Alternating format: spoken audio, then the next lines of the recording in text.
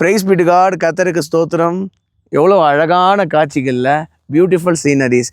தேவன் இந்த முழு உலகத்தையும் வெறும் 6 நாளில் படைத்து முடித்தார். இந்த முழு உலகத்தையும் சுற்றி பார்க்குறதுக்கு 1000 கண் இருந்தாலும் போதாதுன்னு நிறைய பேர் சொல்லி கேள்விப்பட்டிருக்கேன். இப்போ தான் நம்ம பார்க்குறோம்ல, சங்கீதம் 139:14 தாவீது சொல்கிறாரு, நான் பிரமிக்கத்தக்க அதிசயமாய் உண்டாக்கப்பட்டபடியினால் உம்மை துதிப்பேன். உம்முடைய கிரியைகள் மிகவும் அதிசயமானவைகள், அது என் ஆத்மாவுக்கு நன்றாய் தெரியும். தாவீதினுடைய ஆத்மாவுக்கு தெரிந்திருக்கு பாருங்களேன். நமக்கு தான் சில காரியங்கள் தெரியறதில்லைல்ல.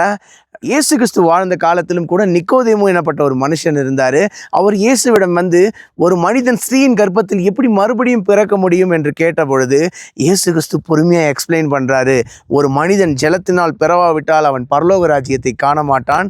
ஒரு மனுஷன் ஜலத்தினாலும் ஆவியினாலும் மறுபடியும் பிறவாவிட்டால் பரலோக ராஜ்யத்தில் பிரவேசிக்க மாட்டான் என்று சொல்கிறார்ல. இந்த ஒரு ஸ்டேஜஸையும் கவனிங்களேன். முதலாவது பரலோக ராஜ்யத்தை காண வேண்டும். அடுத்தது பரலோக ராஜ்யத்தில் பிரவேசிக்க வேண்டும். மூன்றாவது என்ன?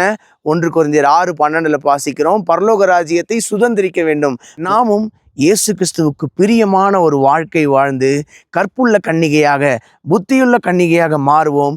பிற்பாடு மணவாட்டியாக மாறுவோம்.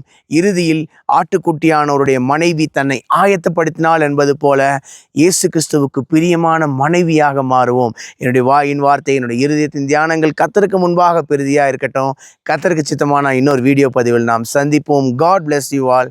Thank you so much.